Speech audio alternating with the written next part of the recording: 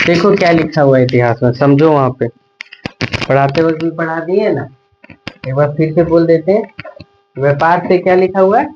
साम्राज्य तक।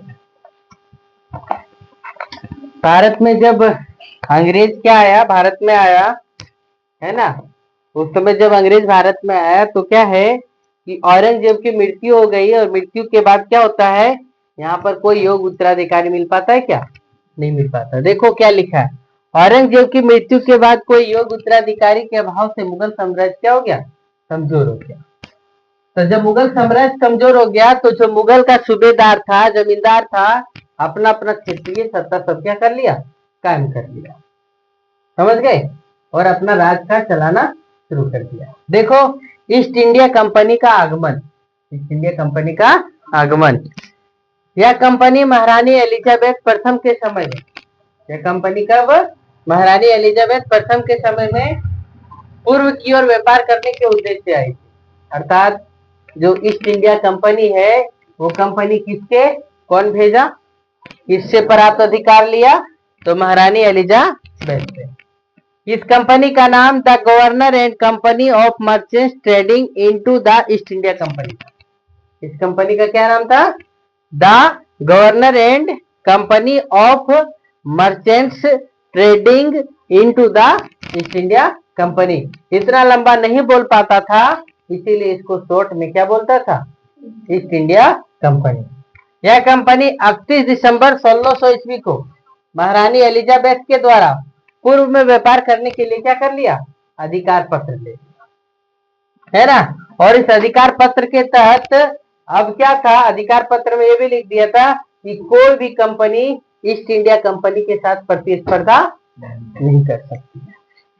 भारत के बारे में देखो नोट पॉइंट में लिखा, लोग पूछते हैं ना कि भारत की खोज किसने किया, तो भारत पहले से भी था कि नहीं था? पहले से भी था। तो भारत के बारे में लोगों को यानी विश्व पटल पर ले जाकर के लोगों को बताने का काम 17 मई 1498 ईस्वी को वास्को डिगामा नामक एक पुर्तगाली नाविक ने, है ना, जो कहां पर पहुंचा? तो केरल का एक स्थान का नाम है कौन सा? कालीकट। उस स्थान पर क्या हुआ? पहुंचा।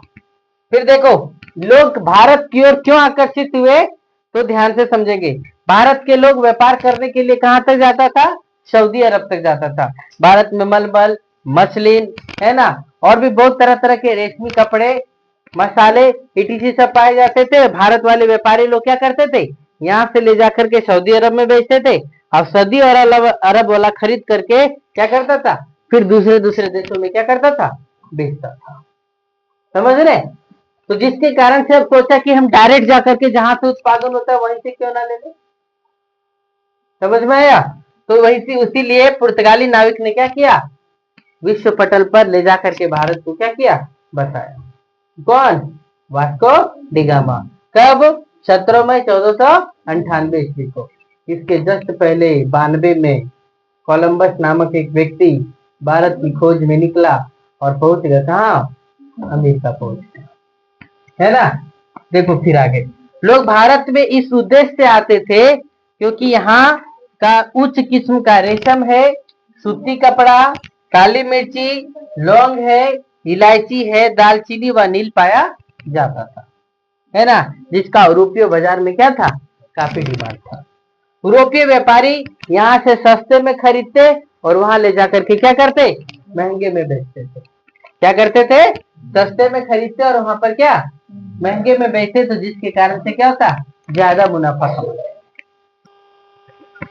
बोर्ड पे देखो ध्यान से क्या क्या लिखा हुआ है, इधर सुनेंगे। यूरोपीय कंपनी जब आपस में क्या करने लगा? प्रतिस्पर्धा करने लगा, तब भारतीय बाजारों में इन सामानों का कीमत क्या होने लगा? बढ़ने लगा। यानी खरीदने वाला क्या हो गया? ज्यादा हो गया, और बेचने वाले की संख्या क्या है? कम है। तो क्या होगा? झगड़ा हो गया। तो जिसके कारण से अब क्या हो गया?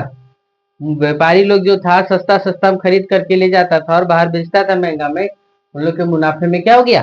कमी हो गया। व्यापारी के मुनाफे की कमी से यूरोपीय कंपनी आपस में क्या होने लगे? लड़ने लगे।